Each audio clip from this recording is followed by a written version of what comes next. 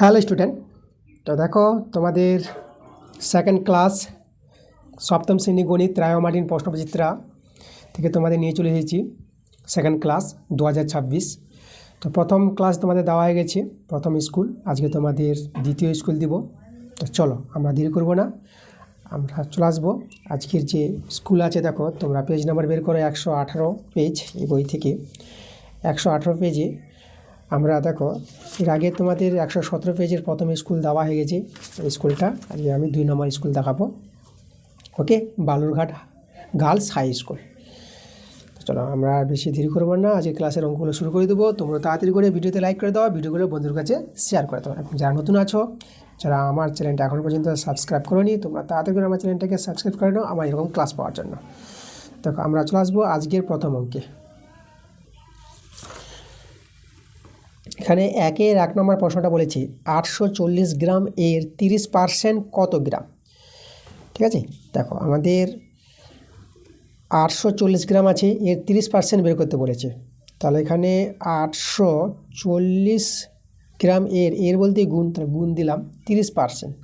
30% বলতে 30/100। এভাবে করে সরল করলে আমাদের অ্যান্সারটা আসবে। এখানে একটা শূন্য কাটাও, এই একটা শূন্য কেটে দাও। তো আমাদের দেখো 84 আর 3 এদেরকে গুণ করলে আমাদের অ্যান্সার পাওয়া যাবে 3 4 12 2 আর 3 8 24, 24 আর 1 25। এই দেখো 252 গ্রাম, এই যে আমাদের অ্যান্সার। ঠিক আছে, 252 গ্রাম আমাদের অ্যান্সার। তাহলে 840 গ্রাম এর 30% কত গ্রাম? 252 গ্রাম। পরে আমাদের দেখো 2 নম্বরটা মিশ্র অনুপাত নির্ণয় করতে বলেছে। এই যে এখানে অনুপাত আছে, কটি অনুপাত আছে? 3টি অনুপাত আছে। তাহলে তিনটি অনুপাতের মিশ্র অনুপাত। দেখো মিশ্র অনুপাত আমরা কি করে বের করব? এই যে অনুপাতগুলি আছে, অনুপাতগুলির পূর্বপদের গুণফল ইজ টু উত্তর পদের গুণফল, মানে প্রথম পদগুলো পূর্বপদ বলা হয়। এরকম দেখো আমরা যে মিশ্র অনুপাত বের করি সেটা তোমরা এভাবে করবা। এই যে 5, প্রথম অনুপাতের পূর্বপদ 5 গুণিত দ্বিতীয় অনুপাতের যে পূর্বপদ 8 আছে 8 গুণিত আর তৃতীয় অনুপাতের পূর্বপদ মানে 7। ঠিক আছে, পূর্বপদগুলি গুণ করে দিলাম ইজ টু।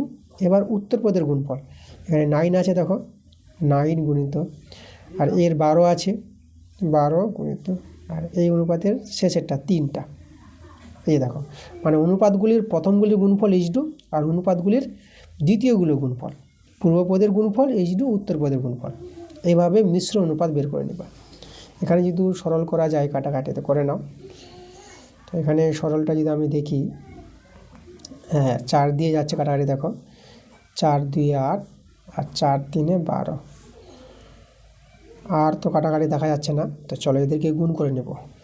5 দিয়ে 10, 10 7 70 আর এখানে 3 3 9, 9 9 81। এখানে আমরা 81 দেখতে পাচ্ছি। তাহলে 70 ইজ টু 81, এটা কিন্তু আমাদের অ্যান্সার দাঁড়াচ্ছে, তাই তো?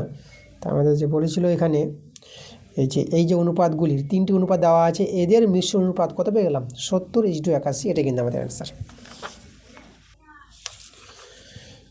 চলে এসো 2 নম্বরটা। কি বলছে? সত্য না মিথ্যা যাচাই করতে বলেছে। সকল আয়তকার চিত্রই, দেখো সকল আয়তকার চিত্রই কি সামন্ত্রিক? আচ্ছা দেখো আমরা সত্য না মিথ্যা, আমরা প্রথমে দুটো চিত্র আঁকি, আয়তকার চিত্র বলেছে আর সামন্ত্রিক। তো আয়তকার চিত্র কীভাবে ছবিটা হয়? এভাবে করে, এই যে আয়তক্ষেত্র, আয়তকার বলতে আয়তক্ষেত্র। আর সামন্ত্রিক, সামন্ত্রিক তোমরা এভাবে আঁকো, একটু হেলে থাকবে সামন্ত্রিকের ছবিটা। এভাবে একটা সামন্ত্রিক আঁকতে পারবে, এটা সামন্ত্রিক, এটা আয়তকার। আয়তকার বলে আয়তক্ষেত্র। তার বলেছে আমাদের এখানে সকল আয়তক্ষেত্র, এই যে সকল আয়তক্ষেত্র কি সামন্ত্রিক হবে? দেখো সামন্ত্রিকের যা ধর্মগুলো আছে না এর মধ্যে বর্তমান, মানে সব আয়তক্ষেত্রকে আমরা সামন্ত্রিক বলতে পারবো। এরও বিপরীত বাহু সমান, এরও বিপরীত বাহু সমান। এই যে বিপরীত বাহুগুলো সমান্তরাল, এখানেও সমান্তরাল। ঠিক আছে, মানে সব আয়তক্ষেত্রকে সামন্ত্রিক বলা যায়, কথাটা কিন্তু সত্য হবে। আবার এখানে একটা বলি যে সব সামন্ত্রিককে আমরা আয়তক্ষেত্র বলতে পারবো না। এই যে সামন্ত্রিকটা আছে একে আয়তক্ষেত্র বলবো না। আয়তক্ষেত্র হতে গেলে কোণগুলো কিন্তু 90 ডিগ্রি হওয়া দরকার, এটা তোমাদের জানতে হবে। আর সামন্ত্রিক হতে গেলে কোণগুলি 90 ডিগ্রি আমাদের না হতেও পারে, বা 90 ডিগ্রি হবে না, বা 90 ডিগ্রি হতেও পারে। যেরকম এই যে আয়তক্ষেত্রটা, এটা একটা সামন্ত্রিক হবে, কারণ দেখো তা সামুদ্রিকের কোণগুলো 90 ডিগ্রি আছে প্রত্যেকটা কোণ। আর এই যে সামুদ্রিক আছে, এই সামুদ্রিক কোণগুলো 90 ডিগ্রি নয়। এখানে 90 ডিগ্রি চেয়ে এই কোণটা ছোটো আছে, এই কোণটা 90 ডিগ্রি চেয়ে বড় আছে। তাহলে কি বুঝলাম? আয়তক্ষেত্র হওয়ার জন্য প্রত্যেকটা কোণ 90 ডিগ্রি হওয়া দরকার, বিপরীত বাহু সমান হতে হবে, তাই তো? এগুলো তো হওয়া দরকারই আছে। আর সামুদ্রিক হতে গেলে প্রতিটি কোণ 90 ডিগ্রি হলেও হবে আর 90 ডিগ্রি না হলেও হবে। ওকে, তো এই জন্য আমরা বলবো সকল আয়তক্ষেত্রকে আমরা সামুদ্রিক বলতে পারবো, কিন্তু সকল সামুদ্রিককে আমরা আয়তক্ষেত্র বলতে পারবো না। তো এখানে সকল আয়তকার চিত্রই সামুদ্রিক, হ্যাঁ ঠিক, সকল আয়তকার যে চিত্রটা আছে একে আমরা সামুদ্রিক বলতে পারবো। তাহলে এটা কিন্তু আমাদের অ্যান্সারটা সত্য হবে।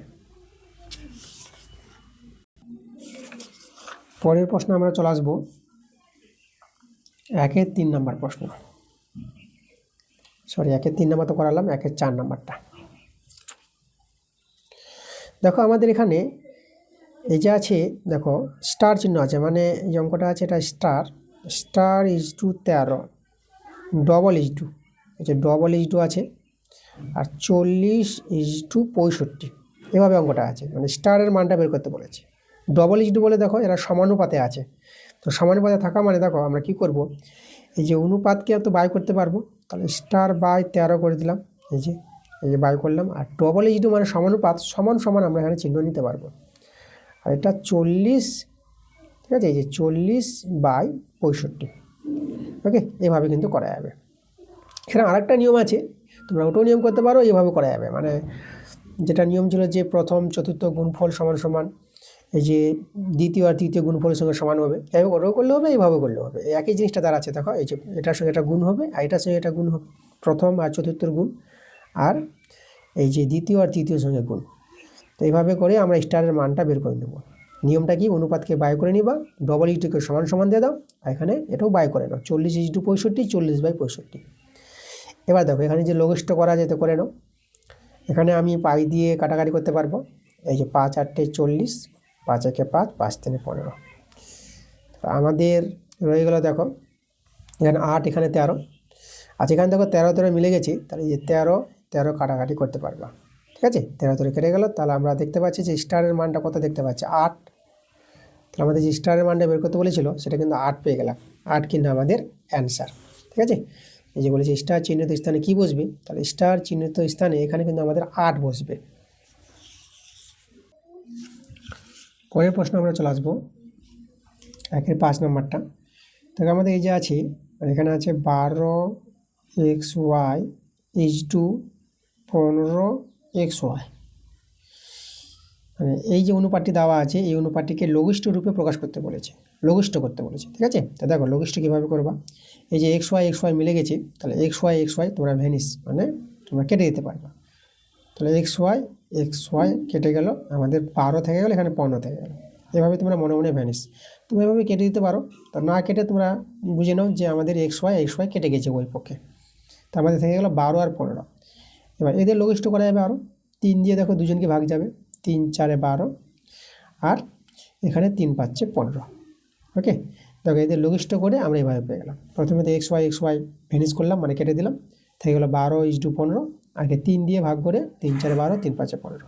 তাহলে এই যে অনুপাতটার লঘিষ্ঠ মান আমরা পেয়ে গেলাম 4:5। দেখো 4:5 এখানে অপশন দেওয়া আছে, এটা এ নাম্বার অপশানে কিন্তু আমাদের নিচ্ছে। পরে 6 নম্বর প্রশ্নটা দেখো, বলেছে সমবাহু ত্রিভুজের কোণগুলির অনুপাত। সমবাহু ত্রিভুজ, তো দেখো চলো আমরা সমবাহু ত্রিভুজ আমরা এঁকে দেখব ত্রিভুজটা কীভাবে হয়। সমবাহু ত্রিভুজ বলতে যে ত্রিভুজের 3টি বাহুর দৈর্ঘ্য সমান। এই দেখো সমবাহু ত্রিভুজ আমি একটা তৈরি করছি। এই যে আমাদের একটি ত্রিভুজ আছে, আমি নাম দিয়ে দিলাম ABC, মানে বাহুগুলি কিন্তু সমান, মানে এখানে বলে দেবো যে AB বাহুটার সঙ্গে সমান আছে BC, সমান আছে AC। তাহলে কোনো ত্রিভুজের 3টি বাহু দৈর্ঘ্য যদি সমান হয় তাহলে সেই ত্রিভুজটাকে সমবাহু ত্রিভুজ আমরা বলতে পারবো। আর সমবাহু ত্রিভুজের যে কোণগুলির মান তোমাদের জানতে হবে, প্রত্যেকটা কোণ হয় 60 ডিগ্রি করে। দেখো কোণটাও 60 ডিগ্রি আর এই কোণটাও 60 ডিগ্রি, ঠিক আছে। তাহলে সমবাহু ত্রিভুজের বাহুগুলির দৈর্ঘ্য সমান হবে এবং কোণগুলির মান একই থাকবে, 60 ডিগ্রি করে তোমরা পেয়ে যাবা। তাহলে দেখো কোণগুলি অনুপাত, তাহলে যে কোণগুলি বলতে দেখো তো 60 ডিগ্রি = আবার 60 ডিগ্রি = আবার 60 ডিগ্রি, এই তো সমবাহু ত্রিভুজের কোণগুলি অনুপাত। এবার এই অনুপাতটাই করতে হবে। এখন তোমরা কী করতে পারবে, একই আছে সবাই, মানে 60 ডিগ্রি দিয়ে ভাগ করে দাও, তাহলে এখানে 1 পাবা, এখানেও 1 পাবা, এখানেও 1 পেয়ে যাবা।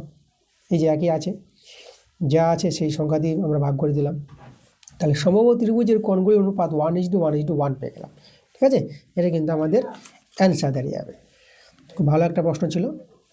তোমাদের প্রথমে কিন্তু জানতে হবে যে সমবাহু ত্রিভুজের কোণগুলি কিন্তু পাওয়া যায় 60 ডিগ্রি 60 ডিগ্রি 60 ডিগ্রি করে, আর একই কোণ থাকলে পরে দেখো 1:1:1 একই সংখ্যা আছে, তাহলে কিন্তু অনুপাতটা 1:1:1 দাঁড়াবে। ওকে, পরে চলে এসো 7 নম্বর প্রশ্নে। এখানে বলছে কোনো অনুপাতের পূর্বপদ, এটা লেস দেন ক্ষুদ্রতম চিহ্ন, পূর্বপদ লেস দেন উত্তরপদ হলে অনুপাতটি হবে। ঠিক আছে, দেখো পূর্বপদ মানে ছোট আর উত্তরপদ বড়, এভাবে কিন্তু বলেছে পূর্বপদ ক্ষুদ্রতম চিহ্ন উত্তরপদ। আমরা কি জানি কোনো একটা অনুপাত 2:3 যদি নাও, তাহলে দেখো এখানে হচ্ছে 2টা হচ্ছে পূর্বপদ আর 3টা হচ্ছে উত্তরপদ। এখানে কিন্তু 2টা ছোট আছে, কাটছে 3 চেয়ে, মানে পূর্বপদটা উত্তরপদের চেয়ে ছোট, সেভাবে কিন্তু বলেছে। তাহলে এইরকম অনুপাতকে আমরা বলবো লঘু অনুপাত। অনুপাতের প্রথমটা, ঠিক আছে, যে পূর্বপদটা প্রথমটা যদি ছোট হয়, পরেরটা যদি বড় হয়, তাহলে অনুপাতকে বলা হয় লঘু অনুপাত। ঠিক আছে, অ্যান্সারটা কিন্তু বি নাম্বার অপশানটা আসবে। দেখো লঘু অনুপাত, উত্তরপদের চেয়ে পূর্বপদটা যদি ছোট হয়ে যায়, যে উত্তরপদের চেয়ে পূর্বপদটা ছোট, তাহলে হবে লঘু অনুপাত। আর এটা যদি বড় হয়ে যেত তাহলে আমাদের গুরু অনুপাত চলে আসতো। তো যাই হোক, এখানে আমাদের ছোট আছে, তো আমরা লঘু অনুপাত বলবো।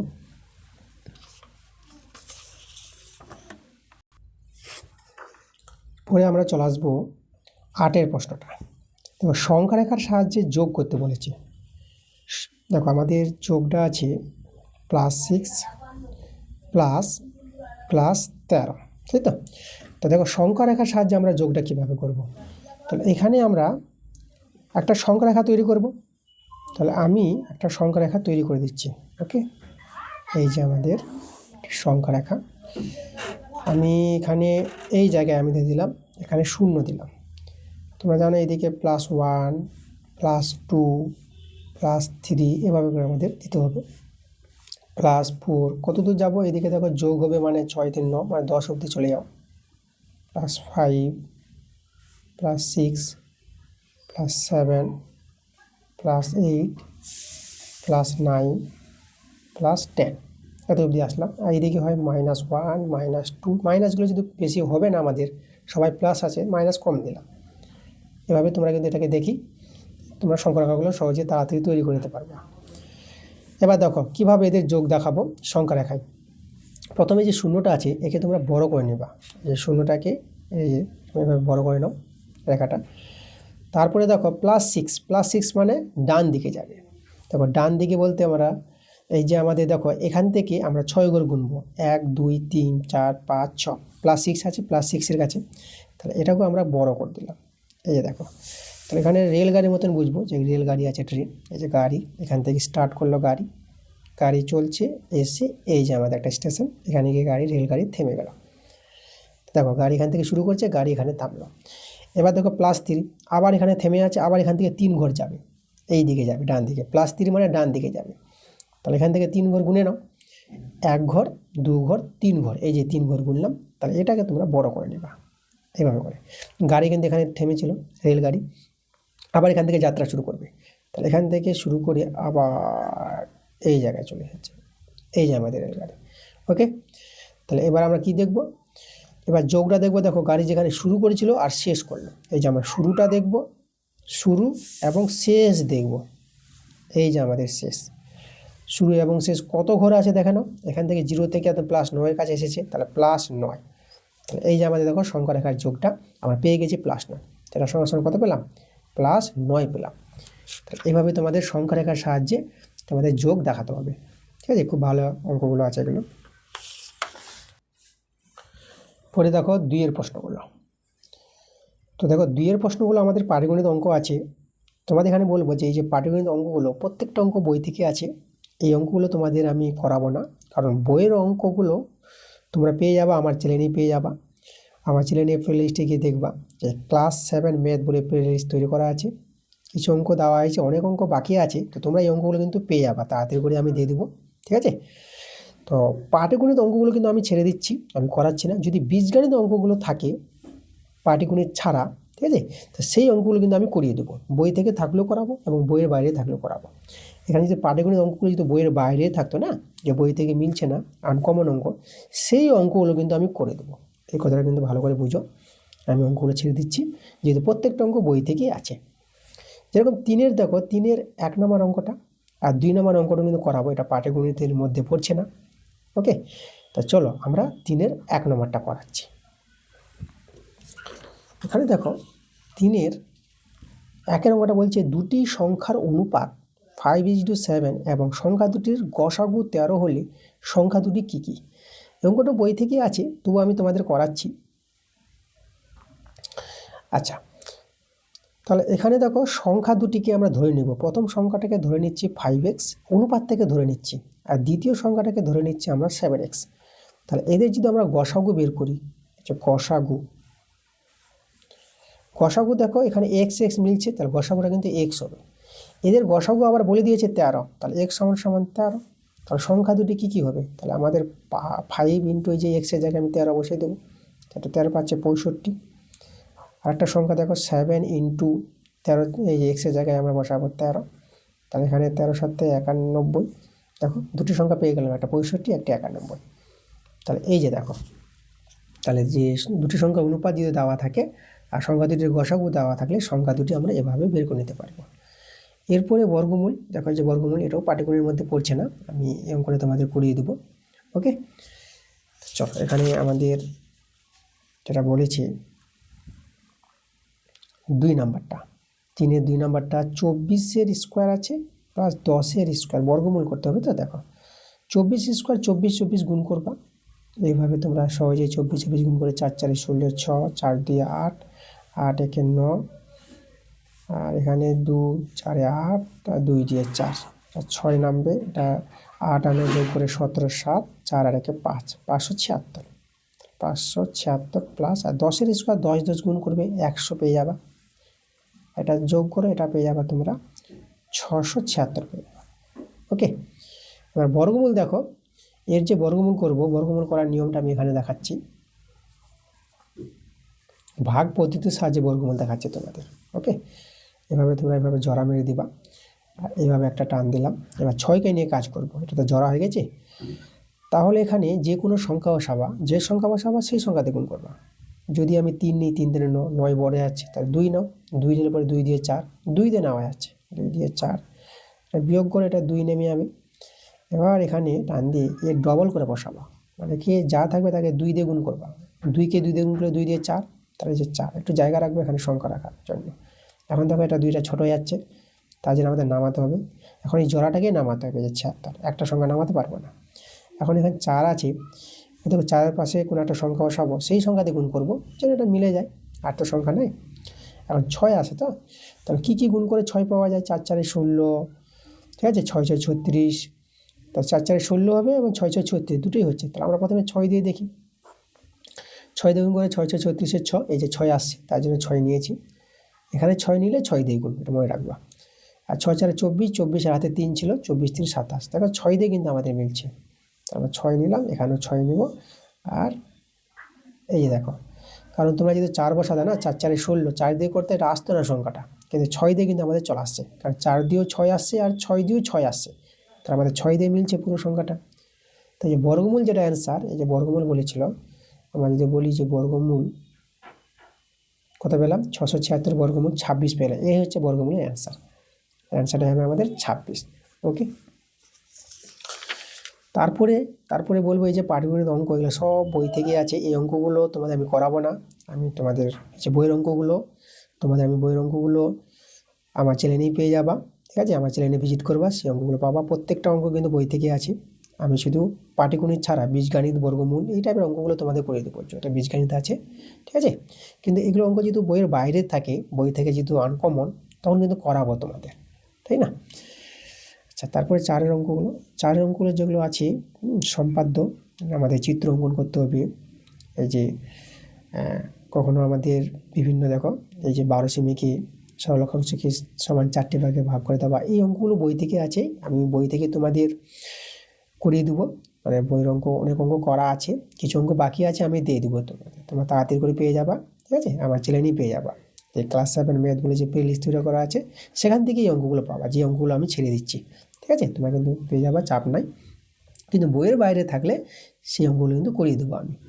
তো ওকে, এই ছিল আমাদের আজকের ক্লাসটা, 2 নম্বর স্কুল। পরবর্তী স্কুলটা আমি তাড়াতাড়ি নিয়ে চলে আসবো। ঠিক আছে, তোমরা সবাই ভালো থাকো।